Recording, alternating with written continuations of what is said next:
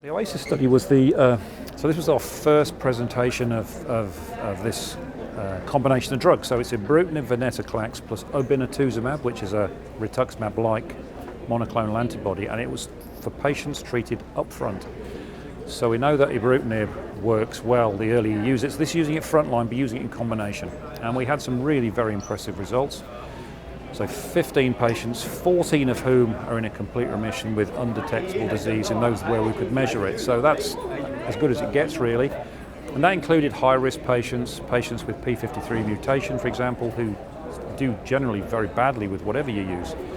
So it's early, it's relatively short follow-up, but perhaps points to the future that combinations like this may well be the way we're going to go and has the very potential to get away from chemotherapy. So we've now got a natural kind of progression of trials. We know Ibrutinib works well early. We've got the UK trial running at the moment, Ibrutinib rituximab versus chemotherapy, to see whether it's as good as chemotherapy. Almost 300 patients in that trial now, so we'll get an answer to that in a few years. And then if you take Ibrutinib rituximab, if you assume that's the winner, then adding Venetoclax, does that make it better still? So the next trial will do that randomization. So the idea is we're trying to improve outcomes whilst moving away from chemotherapy. So it's an exciting time.